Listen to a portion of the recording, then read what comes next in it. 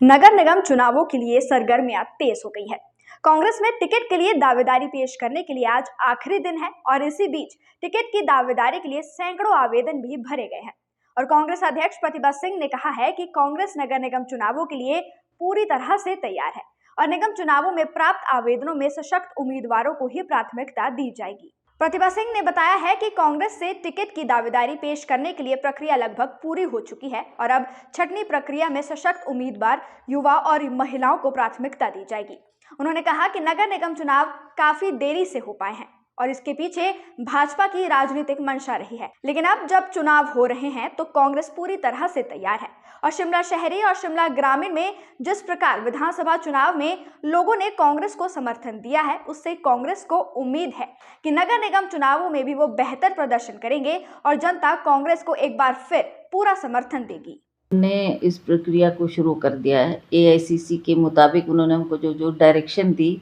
उसके मुताबिक हमने सारी कमिटीज़ भी तैयार कर ली है, हमारी कमिटीज़ भी तैयार है और शीघ्र जो आवेदन पत्र हमारे पास आ रहे हैं अब उनको स्क्रीन करेंगे, उस पर गो थ्रू करके विल नो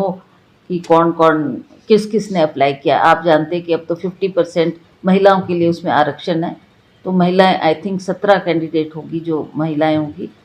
तो देखते हैं कि who is the best candidate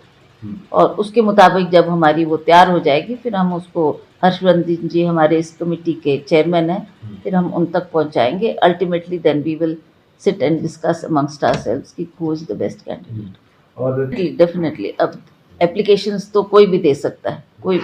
है, पर उसमें हमें देखना है कि कौन विनेबल कैंडिडेट है, किसको जनता चाहती है और किसको वो अपना काउंसलर के रूप में आगामी चुनाव में सक्सेस बनाने में वो सहयोग देंगे। तो इसके लिए हम उसको क्राइटेरिया को देखेंगे और उस पर गहन स्टडी करी जाएगी और जब हमारी तरफ से वो लिस्ट तैयार होगी और जिनको हम समझेंगे कि ये बेस्ट कैंडिडेट है फिर हम उसको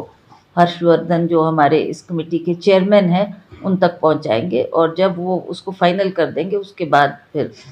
we will sit and discuss with the chief minister also and myself will also be there, जो हमारे सीनियर मोस्ट लोग हैं जिन्होंने पिछले चुनाव में भी बहुत अच्छी तरह से कॉर्पोरेशन में काम किया था, पर अनफॉर्चुनेटली इनके कार्यकाल में, बीजेपी के कार्यकाल में ये बार बार इसको पोस्टपोन करते रहे और आगे करते रहे। इनको ये उम्मीद थी कि विधानसभा के चुनाव हम जीतेंगे, हमारी सरकार बनेगी और तब हम इस इलेक्शन को करवाएंगे। अनफॉर्चुनेटली ऐसा हो नहीं पाया, कांग्रेस की सरकार बनी और हमने इसको प्राथमिकता देते हुए ये कहा कि टाइम बाउंड तरीके से ये इलेक्शन होने चाहिए। तो